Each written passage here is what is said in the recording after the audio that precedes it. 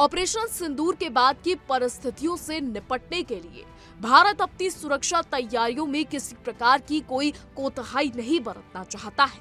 इस ऑपरेशन में बुरी तरह मात खाने के बाद कंगाल पाकिस्तान कभी भी पलटवार कर सकता है। ऐसे में हमें पूरी तरह सोचते रहने की जरूरत है। दूसरी ओर चीन है, जो पाकिस्तान का जिगरी यार है। उस पर भारत कभी भरोसा नहीं कर सकता। इसी कारण भारत अपनी रक्षा तैयारियों में किसी भी प्रकार की कोई कमी नहीं रखना चाहता है। इस संदर्भ में एक बड़ा डेवलपमेंट हुआ है। जो यहाँ रिपोर्ट्स के मुताबिक भारत ने अपनी हथियार खरीद नीति में बड़ा बदलाव किया है। यह बदलाव ऐसे समय में किया गया है जब अगले सप्ताह ही रूसी राष्ट्रपति पुतिन भारत दौरे पर आ रहे हैं। रूस भारत का एक सबसे बड़ा रक्षा साझेदार है। भारत ने रूस से S-400 एयर डिफेंस सिस्टम की खरीद की है, लेकिन 2018 में हुए सौदे की पूरी डिलीवरी अभी तक पूरी नहीं हो पाई है। अब S-400 ने ऑपरेशन सिंदूर के दौरान पाकिस्तान को बेहद गहरा घाव दिया। बता दें, S-400 ने ऑपरेशन सिंदूर के दौरान पाकिस्तान को बेहद गहरा घाव दिया था, जिसकी कर्रा आज भी पाकिस्तान भुगत रहा है और भूल नहीं पाया है। मीडिया रिपोर्ट्स के मुताबिक हथियारों की खरीद से जुड़े नियम में बड़ा बदलाव किया गया है। इसके तहत सौदे की तारीख से 1 साल के भीतर अगर सप्लाई नहीं मिलती है तो सरकार उस डील को रद्द कर देगी। बता दें कि इस नियम से आपूर्तिकर्ता कंपनी पर दबाव बनेगा कि वे समय पर अपना वादा पूरा करें। आपको बता दें कि रिपोर्ट्स की माने तो S-400 डिफेंस सिस्टम को लेकर भी बड़ी बात कही जा रही है।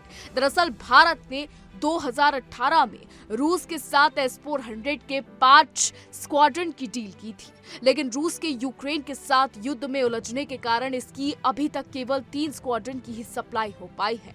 भारत रूस के साथ 5 और स्क्वाड्रन खरीदना चाहता है ताकि वो देश की सीमाओं को पूरी तरह सुरक्षित बना सके, लेकिन सप्लाई की ये दिक्कत बड़ी चिंता का विषय है। हालांकि ये डील इमरजेंसी क्लॉज के तहत नहीं आता है। ऐसे में सौदे के रद्द होने की कोई संभावना नहीं है।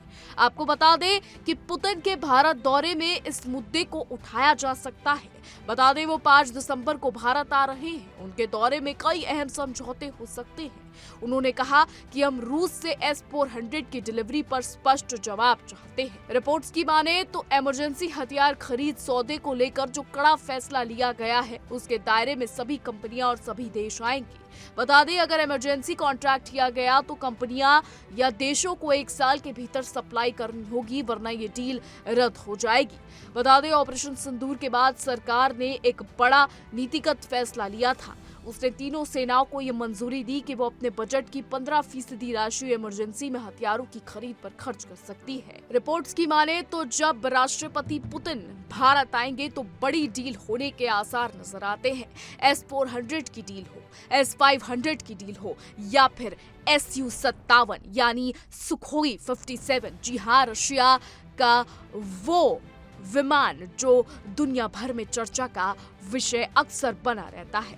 हालांकि अब देखना यह होगा जब राष्ट्रपति पुतिन भारत की धरती पर कदम रखेंगे, जब वो दिल्ली आएंगे तो क्या बड़ी डील होगी, क्या कुछ बड़ा होगा, ये आने वाले समय में देखना दिलचस्प होगा।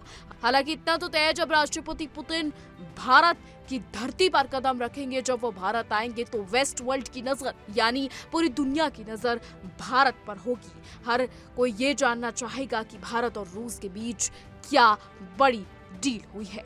देखना ये दिलचस्प होगा कि भारत और रूस के बीच क्या कुछ बड़ा होता है।